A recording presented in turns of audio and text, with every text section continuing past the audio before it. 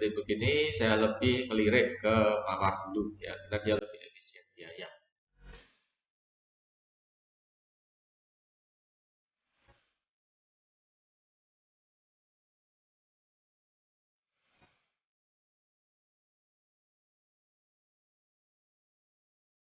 Oke, selamat pagi semuanya. Senang sekali bertemu dengan rekan-rekan sekalian. Saya Thomas Krista di sini. Pada pagi ini saya akan men-sharingkan bagaimana analisis persentase dalam laporan keuangan sangat membantu kita untuk menganalisis laporan keuangan perusahaan atau mana yang terbaik ya antara laporan keuangan yang satu atau yang kedua, yang mana yang terbaik dalam arti adalah mana yang paling cocok untuk kita ya. Jadi mana perusahaan mana yang secara laporan keuangan paling cocok untuk kita untuk berinvestasi ya. Oke, langsung aja kita tidak menunda lagi, kita akan melihat secara tabel ya bagaimana cara cara kita menganalisis dua laporan keuangan dengan menggunakan analisis persentase ya. Nah, analisis persentase di sini juga dinamakan analisis vertikal dan horizontal. Ya, jadi yang dinamakan analisis vertikal dan horizontal di buku-buku teks itu yang umum di,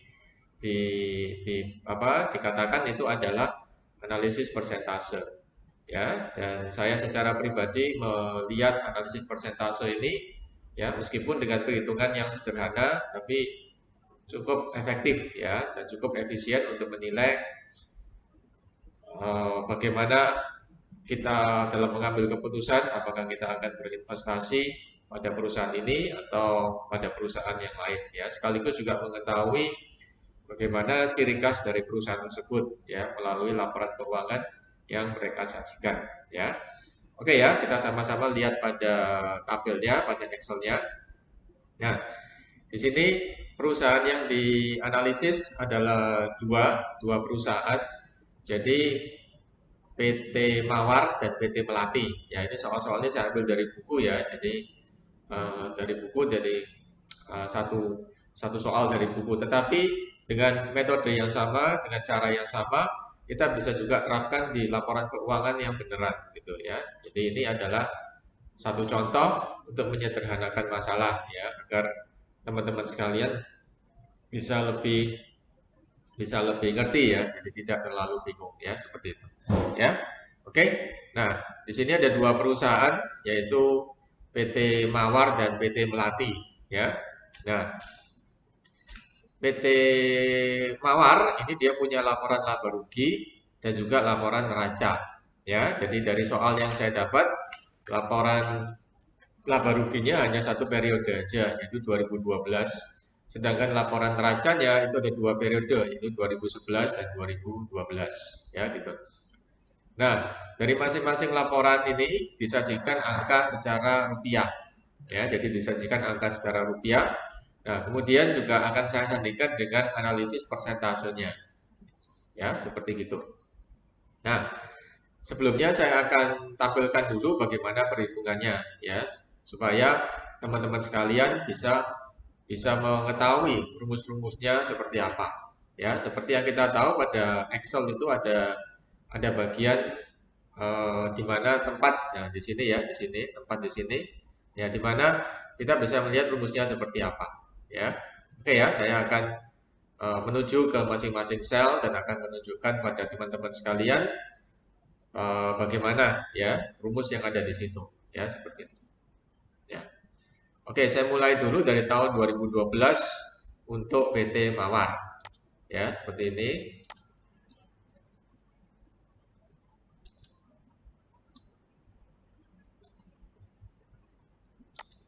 Ya, jadi dalam rupiah, nah seperti ini. Ini adalah angka-angka yang given, ya angka-angka yang sudah diberikan, ya seperti ini. Ya, jadi 1,5 juta sekian, kemudian dipotong 1 juta sekian untuk HPP, kemudian jadi laba kotor, ya jadi laba kotor, kemudian biaya operasinya 302.000 sekian, dipotong biaya bunga, dipotong laba sebelum pajak, kemudian ini pajaknya, dan kemudian ini laba setelah pajaknya. Ya, nah ini adalah angka-angka secara rupiah ya. Nah, ini bisa dilihat kan di sini. Nah, ini laba kotornya sekian, kemudian biaya operasi, kemudian biaya bunga, kemudian laba sebelum pajak, PPh, dan laba setelah pajak seperti ini ya. Nah, kemudian saya lengkapi laporan ini, laba rugi ini dengan analisis persentasenya. Ya, jadi persentasenya dari mana? Ini saya tampilkan rumusnya. Jadi patokannya adalah penjualan bersihnya. Ya, jadi penjualan bersih. Kemudian, nah ini ya, jadi berapa HPP-nya kita juga persentasekan dari penjualan bersih. Ya, ini tercetak dengan warna merah. Ya, nah ini sekitar 69%. Kemudian juga laba kotor kita bandingkan dengan penjualan bersih.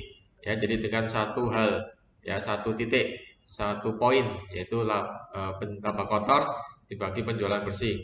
Ya, biaya operasi juga sama dengan penjualan bersih, biaya bunga juga dengan penjualan bersih, laba sebelum pajak juga dengan penjualan bersih, BPh atau pajak penghasilan juga dengan penjualan bersih, kemudian laba setelah pajak juga dengan penjualan bersih. Ya, kemudian untuk PT Melati juga demikian, sama halnya. Ya, jadi penjualan bersih dengan HPP dengan laba bersih. Ya, nah ini dilihat semua ya. Jadi masing-masing item dibandingkan dengan satu hal yang sama, yaitu adalah penjualan bersih. Ya, seperti itu. Nah, kemudian kita akan analisis ya. Nah, kita akan analisis. Nah, di sini kita analisis persentasenya dulu. Jadi kita nggak analisis rupiahnya, tapi kita analisis persentasenya. Jadi analisis persentase ini yang dikenal dengan analisis vertikal, ini melihat dengan perspektif yang berbeda. Jadi melihat laporan keuangan dari perspektif yang berbeda. Ya, jadi tidak dari rupiah, tapi dari persentase atau dibandingkan. Ya, yang dalam hal ini dibandingkan dengan penjualan bersih. Ya, ya. Nah, kalau kita lihat dalam perusahaannya itu sendiri, ya seandainya kita dalam posisi PT Mawar sendiri sebagai pemilik atau investor, ya kita bisa lihat di sini HPP-nya adalah 69%, ya 69% hampir 70%, jadi HPP. Jadi HPP itu adalah kalau perusahaan dagang adalah biaya kulaan ya, atau biaya pokoknya, ya. Jadi kalau perusahaan manufaktur adalah seberapa banyak atau seberapa banyak rupiah yang dia korbankan untuk memproduksi barang tersebut dalam satu periode. Ya, kalau dalam hal ini periode setahun, berarti ya dalam periode setahun. Jadi itu berapa biaya pokok yang dia pakai ya. Nah, tentu saja semakin rendah biaya pokoknya, maka semakin bagus. Ya, artinya bisa memproduksi dengan barang yang standar yang sama dengan biaya yang lebih rendah. Ya, jadi kita asumsikan di sini bahwasanya PT Mawar dan PT Melati itu punya produk yang sama, sejenis, mereka bersaing ya dalam menyajikan atau barang yang sejenis atau sama ya, seperti itu ya. Oke. Nah, kemudian ada biaya operasi 19%, 19,5%, kemudian biaya bunga ya 0,6%, dan PPh-nya ini adalah 35% ya. Jadi PPh-nya 35%, cuman kalau dibandingkan dengan penjualan bersih dia 3,5% ya, tapi di sini adalah 35% dari nilai laba sebelum pajaknya ya, itu adalah PPh-nya ya, seperti itu. Itu untuk PT Mawar ya. Nah, bagaimana dengan PT Melati? Nah, PT Melati ini HPP-nya 71% ya, 71% ya. Kemudian biaya operasinya 23%, biaya bunganya 0,7%, dan tetapi PPh dia adalah 20% aja ya, seperti itu ya. Nah, sedangkan laba kotor 28,9%, kemudian laba sebelum pajak 5% aja, dan laba setelah pajaknya adalah 3% ya gitu. Nah, kemudian akan kita bandingkan seperti ini secara laporan laba rugi ya, di antara perusahaan Mawar dan perusahaan Melati. Ya, kita bandingkan ya satu-satu ya. Oke, kita lihat penjualan bersihnya. Ini tentu saja sama 100% ya, tapi dengan angka yang berbeda. Nah, kalau kita lihat kita saya nggak ngomongin angka dulu ya, saya ngomongin persentase dulu ya. Ya, cuman kalau kita lirik angkanya, memang di sini rupiahnya memang jauh lebih gede si Mawar. Ya, jadi si Mawar ini rupiahnya jauh lebih gede. Jadi contohnya aja penjualan bersih ya. Ini 1,5 juta ya dibandingkan 350 ribuan. Jadi sekitar 5 kalinya. Jadi 5 kali. Jadi dari sisi rupiah ini PT Mawar lebih tinggi ya gitu. Kemudian kita switch ke analisis persentasenya ya. Nah, kita bandingkan antara biaya-biayanya. Nah, untuk HPP ini PT Mawar dia hampir 70% ini HPP-nya. Nah, sedangkan si Melati ini 71%. Ya, jadi secara HPP Melati ini HPP-nya lebih tinggi ya. Kemudian biaya operasi juga Melati lebih tinggi ya, 20% di ditandingkan dengan 23,3%. Jadi Melati lebih tinggi. Kemudian juga biaya bunga 0,6% sama 0,7%. Jadi Melati lebih tinggi. Ya, jadi kalau secara biaya itu kita bisa lihat bahwasannya si Mawar ini lebih efisien. Jadi lebih efisien biaya dari segi penghematan harga pokoknya, kemudian biaya operasinya, biaya bunganya. Ya, khususnya harga pokok sama biaya operasi. Jadi secara operasional itu Mawar itu lebih bagus lah, lebih bagus sedikit dibandingkan Melati ya gitu. Tetapi dari PPH, nah ini soalnya seperti demikian, ini saya nggak tahu kenapa ya, tapi kita lihat aja secara mentah-mentah seperti begini. Nah, jadi secara PPH ini si Mawar dia lebih gede, ya lebih gede pajaknya, ya sedangkan Melati ya sedemikian rupa sehingga dia pajaknya lebih kecil ya, jadi cuma 20% aja. Yang untuk si Mawar PPH-nya sampai 35%. Ya, seperti itu ya teman-teman sekalian. Nah, kemudian kita analisis labanya. Ya, tentu saja kalau HPP-nya gede atau juga eh, biaya-biaya besar, jadi labanya mengecil ya. Nah, di sini laba kotor si Mawar ini lebih besar ya, 30 dibandingkan dengan 28%. Ya. Ini kalau saya nggak lihat desimalnya ya. Kemudian juga laba sebelum pajaknya Mawar lebih besar 10% dan 5% untuk Melati ya. Dan laba setelah pajak ini 2 kalinya ya. Jadi laba setelah pajaknya ini si Mawar ini 2 kalinya Melati ya. Jadi meskipun penjualan bersihnya ini hampir berapa ya? 4 4 5 kalinya, tapi laba bersih setelah pajaknya 2 kali aja ya. Jadi 2 kalinya aja gitu ya. Oke ya. Nah, kalau kita lihat secara laba rugi dan kita disuruh memilih di mana tempat kita akan berinvestasi, nah tergantung dari teman-teman sekalian ya. Kalau teman-teman melihat dari sisi biaya, penghematan biaya, nah memang lebih cocok Mawar ya. Jadi Mawar ini lebih bagus dalam dalam usaha penghematan biaya, khususnya biaya operasi dan biaya HPP ya, biaya HPP ya. Jadi biaya memproduksi barang atau biaya kulaan barang kalau perusahaan dagang. Jadi itu lebih bagus. Jadi kalau teman-teman concern dengan biaya, jadi lebih condong ke Mawar ya. Nah, seperti itu. Nah, cuman si Melati ini dia bisa ada penghematan pajak ya. Mungkin karena omsetnya lebih kecil mungkin ya. Jadi dia bisa menghemat pajak jadi bukan 35% tapi cuma 20% aja ya gitu ya. Dan secara rupiah-rupiahan ini si Mawar ini jauh lebih gede ya, jadi lebih gede. Jadi sekitar 4 kalinya ya. Jadi bisa 4 sampai 4 lebih ya, 4 kalinya dari omsetnya si Melati ya seperti itu ya. Oke, ini kita lihat dari laporan laba ruginya. Nah, oke, kita sekarang teman-teman kita lihat dari neracanya ya. Kita scroll ke bawah ya. Ya, oke, kita lihat untuk PT Mawar dan PT Melati ya.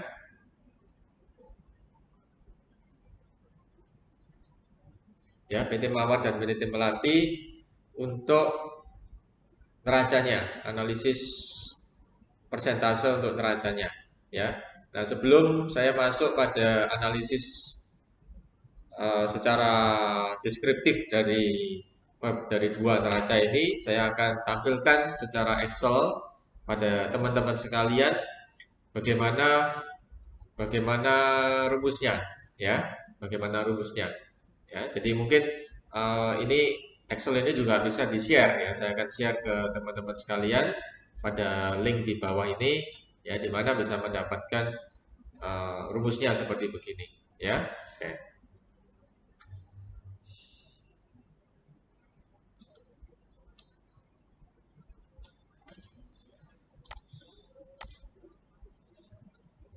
Nah, ini PT Mawar, dia rupiahnya adalah sekian, ya, bisa dilihat.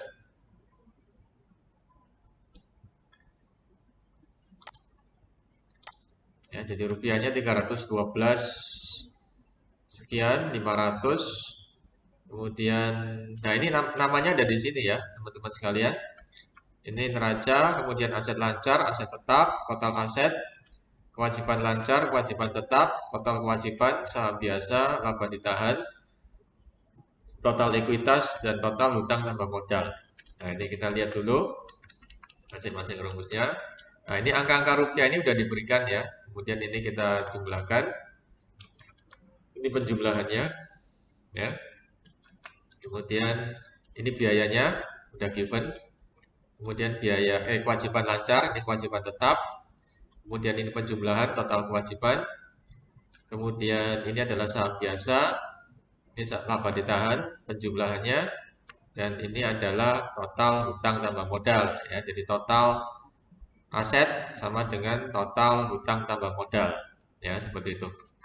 Kemudian untuk tahun 2012 ini sekian, kemudian ini sekian untuk aset tetapnya, ini penjumlahannya, kemudian kewajiban lancar, kewajiban tetap, ini total kewajiban, saham biasa, laba ditahan, total ekuitas, dan ini total hutang tambah modal ya. Nah, kemudian yang sebelah kanan ini adalah selisihnya ya, selisih 2012 dikurangi 2011 ya, 2012 C15 dikurangi A15, selisihnya berapa ya. Nah, kalau angkanya itu positif maka itu adalah naik ya. Jadi misalnya ini 4% positif berarti dia naik. Nah, ini ada negatif berarti turun, jadi lebih rendah, 2012 lebih rendah ya. Jadi simple cuman itu aja ya. Kalau positif berarti dia naik, kalau negatif berarti turun, kalau nol berarti tetap. Nah, di sini saham biasa dan tetap ya, seperti itu ya. Oke, ini secara apa, kalau kita bongkar rumusnya seperti apa ya. Kemudian PT Melati juga ya. Jadi PT Melati ini aset lancar sekian ya, 79.000 sekian, aset tetapnya sekian ya. Nah, kemudian total aset sekian, kewajiban lancar ya, given, kewajiban tetap ya, ini jumlahnya. Kemudian saham biasa 120.000, laba ditahan ya. Jadi laba ditahan ini adalah ya, keuntungan operasional perusahaan ketika saat yang menjalankan aktivitasnya selama periode tersebut yang tidak dibagikan sebagai dividen ya. Jadi nggak dibagikan sebagai dividen, jadi diambil lagi oleh perusahaan ya, untuk dimasukkan pada kegiatan operasional perusahaan. Ini suatu hal yang positif ya. Jadi duitnya itu bukan duit dari hasil pinjaman, tapi duit dari hasil kegiatan operasional perusahaan, dan duit tersebut tidak dibagikan kepada pemegang saham, tapi direinvestasikan kembali pada perusahaannya. Ya, seperti itu. Ya. Nah, itu laba ditahan. Kemudian total ekuitas sekian, total hutang dan modal 205.000 sekian. Kemudian ini adalah aset lancar ya, aset lancar 2012 83.000. Kemudian ini ditambah ya, tambah kewajiban lancar sekian, kewajiban tetap sekian, dijumlah, saham biasa sekian, laba ditahannya sekian, total ekuitas, dan kemudian dijumlah ya, total hutang dan modal harus sama dengan total aset ya, sama. Kemudian sama juga dengan yang sebelah kiri atau mawar Nah, ini Melati juga ada analisis horizontal atau selisihnya 2012 dikurangi 2011 ya. Ya, selisihnya adalah kalau dia positif berarti naik ya, kenaikan. Kalau negatif berarti turun, kalau nol berarti tetap. Nah, ini analisis secara rupiah ya. Nah, karena fokus kita adalah analisis secara persentase, maka saya arsir abu-abu ya. Oke ya, kelihatan kan teman-teman sekalian? Oke, seperti itu. Oke ya, kita lanjutkan. Nah, di sini misalkan saya disodori dua laporan neraca, ya. Kemudian saya disuruh memilih, ya ini dua perusahaan ini adalah perusahaan yang menghasilkan produk yang sama. Seperti tadi ceritanya sama ya.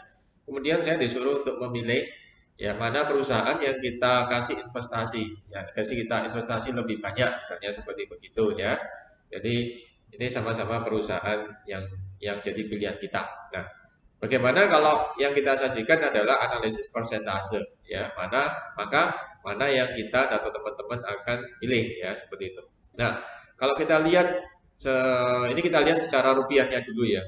Kita lihat secara rupiahnya untuk neraca di sini total asetnya untuk Mawar ini 812.000. Ya, sekitar 812, 847.000. Ya, jadi sekitar 800 ya 800 ribuan lah, 800 sampai 850 ribuan ya. Nah, sedangkan si Melati itu hanya 200-an ya. Jadi empat kalinya. Ya, empat kalinya. Ini sejalan dengan si laba ruginya ya. Jadi tadi penjualan bersihnya juga Mawar itu empat kali lebih banyak ya dibandingkan Melati ya gitu. Ya, tapi nggak berarti kalau perusahaan itu gede ya itu kita lebih condong kasih investasi lebih banyak. Itu nggak selalu kayak gitu. Oh, kalau perusahaannya kecil, omsetnya kecil, asetnya saya kasih lebih kecil. Tidak selalu seperti begitu ya, teman-teman sekalian. Jadi ada perusahaan yang besar, yang gede. Nah, tetapi juga geraknya itu juga susah ya, juga berat ya. Jadi untuk dia berkembang itu susah. Ada perusahaan kecil yang justru dia lincah untuk berkembang. Ya, jadi ini kita pakai perspektif keuntungan yang kita dapatkan. Ya, jadi kita pakai perspektif itu ya. Oke, ya mana yang kira-kira lebih menguntungkan bagi duit kita untuk berkembang. Ya, mana yang kita mau. Ya, nah, jadi benefit sama resikonya. Ya, seperti itu. Ya, oke. Nah, kita lihat di sini kalau secara aset dia dua kali lebih banyak, kemudian juga secara hutang dan modal tentu saja harus sama. Oke. Nah, jadi kemudian kita switch ke analisis persentase. Ya, kita switch ke analisis persentase. Nah, kita masuk ke analisis vertikal dulu ya. Kita lihat yang mawar dulu ya. Jadi mawar ini aset lancarnya 38%, aset tetapnya 62%. Jadi aset tetapnya 62% dari seluruh aset. Jadi hampir semuanya adalah aset aset aset tetap ya, baik itu untuk 2011 maupun 2012. Kemudian untuk kewajiban lancar, ini mawar ini 9 sampai 8%. Ya, kurang lebih hampir sama lah kewajiban lancarnya. Nah, untuk kewajiban tetap ini dari 11% kemudian tahun 2012 kewajiban tetapnya naik ya. Ya, naik jadi ini jadi 13% ya. Jadi kalau secara selisih rupiah ini kenaikannya 21% dari tahun 2011 ya. Oke ya, jadi itu seperti itu. Kemudian untuk saham biasa sama ya, dan untuk laba ditahan ini ada kenaikan. Ya, ini saya suka ya kalau laba ditahan itu naik ya. Jadi 18% naik jadi 20%. Kemudian juga untuk total ekuitas ada penurunan dikit ya. Nah, yang lebih penting dari ini adalah kita compare ya dari 2 tahun ini 2011 sama 2012 ya. Jadi bagian yang ini ya kita compare analisis horizontal ya. Nah, kita compare untuk aset lancar ada kenaikan ya sedikit ya 4%. Aset tetap juga ada kenaikan untuk ini.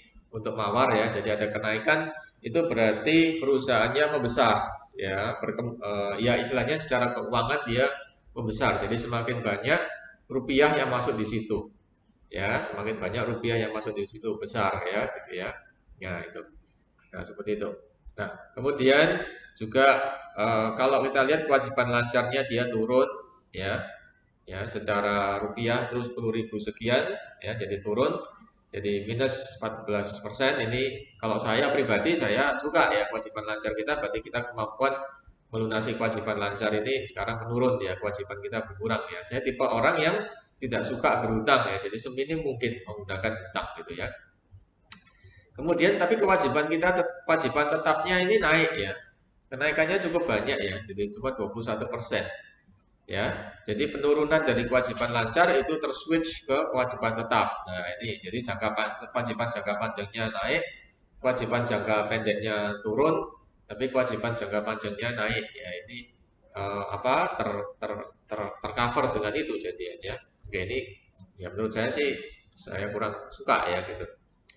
Kemudian untuk laba ditahan ini naik ya, ini bagus ya. Naikannya jumlahnya bagus ya, 18%. Naikan laba ditahan ya. Dan total ekuitas sehingga total ekuitasnya naik ya. Jadi ini ya oke lah, bagus lah ya. Jadi saya suka juga ya. Jadi laba ditahannya naik ya. Jadi nah ini adalah dari kegiatan operasional naik ya. Ini yang saya suka. Cuman yang saya kurang suka yaitu tadi ya kewajiban tetapnya juga ikut naik ya, kewajiban jangka panjangnya itu juga ikut naik ya, seperti itu. Oke, langsung aja untuk yang melatih ya, untuk mempersingkat waktu saya nggak bahas vertikalnya. Jadi vertikalnya 2011 saya lewati, vertikalnya 2012 saya lewati. Saya langsung masuk pada horizontalnya. Jadi analisis horizontal ya tahun dasar 2011 ya. Nah, ini em, langsung kita analisis persentasenya. Ya, jadi untuk aset lancar ini naik hingga 5%, aset tetap ini naik juga 11%, total aset naik 9%. Ya. Jadi perusahaannya membesar juga ini ya, si pelatih juga menggede juga ya. Ya. Kemudian kewajiban lancar naik 17%, kewajiban tetap juga naik 18% ya. Dan laba ditahannya naik 27% ya. Nah, total hutang tambah modal ini dia naik 9%. Ya, kalau saya lihat sih saya compare 2011 sama 2012 ini asetnya naik ya, jadi perusahaannya membesar. Ya, saya suka ini ya, perusahaan membesar, perusahaan berkembang, rupiah semakin banyak ya. Jadi dari nilai rupiah 200.000 sekian sampai 223.000. Nah, ini perusahaannya membesar ini. Ini saya suka ya, ini satu hal yang bagus. Tetapi juga kewajiban lancar dan kewajiban tetapnya juga naik ya 17% dan 18%. Nah, ini jadi kewajibannya juga ikut naik ya.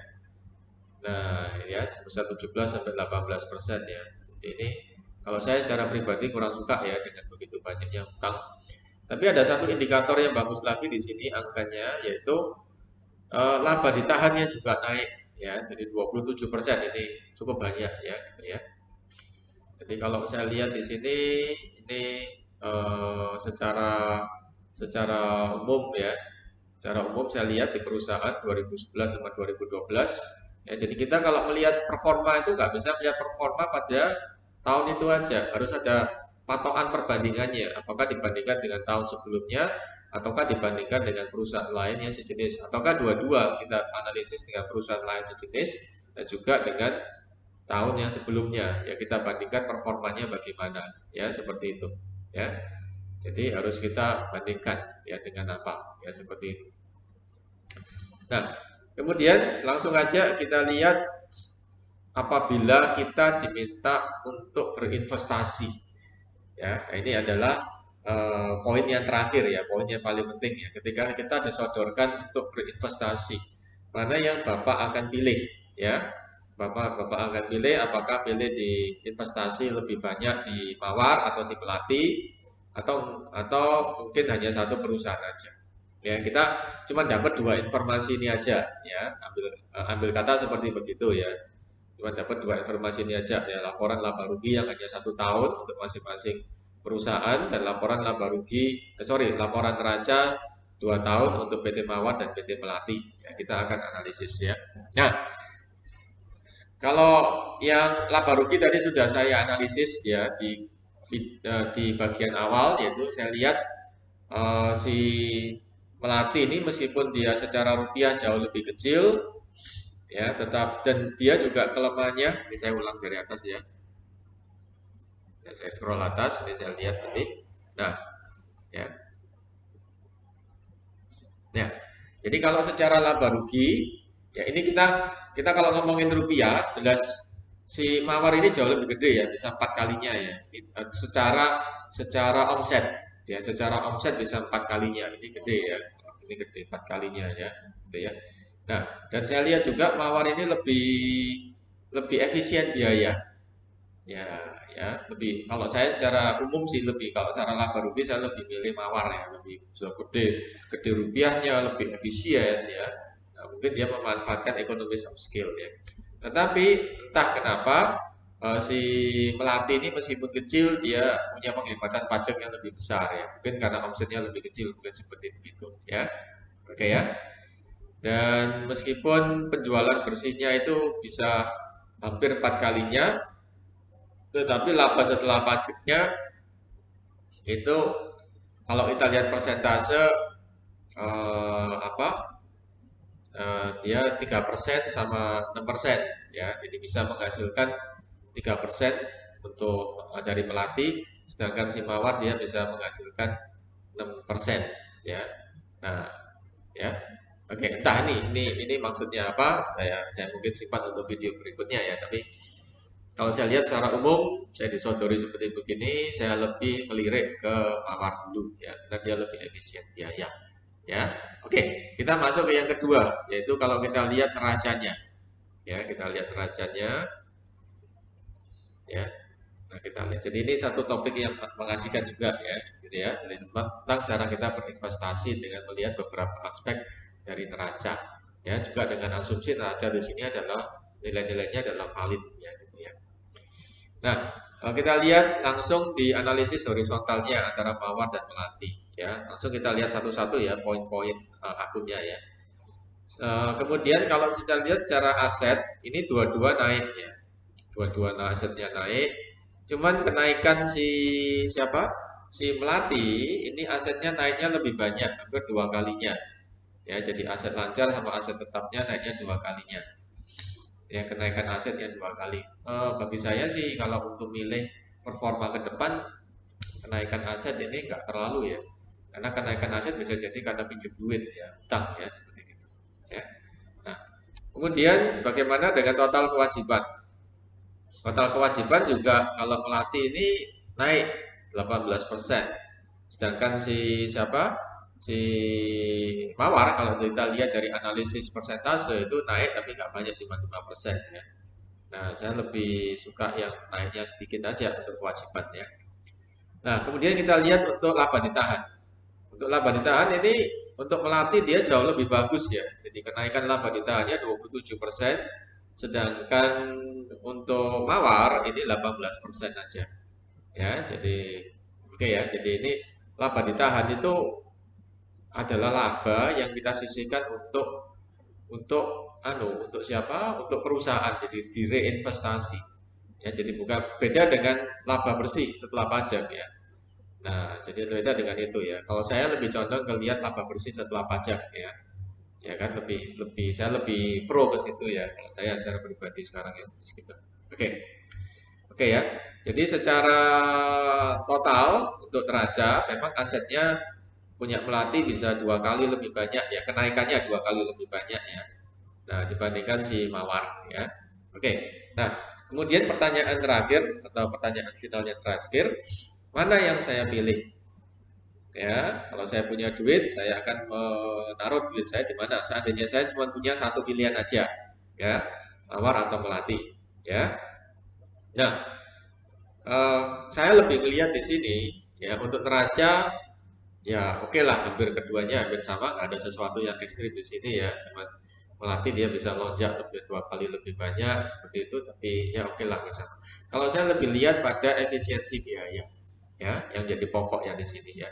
Nah, di sini saya lihat dari laporan laba rugi, ya, jadi dari laporan laba rugi, ini Mawar bisa melakukan efisiensi biaya dengan lebih baik, ya. Jadi saya lebih milih Mawar, ya, efisiensi biaya dia lebih bagus, ya, jadi dia bisa meskipun dia kalah kalah dalam hal pajaknya dia lebih besar tapi dia efisiensi biayanya cukup bagus, ya.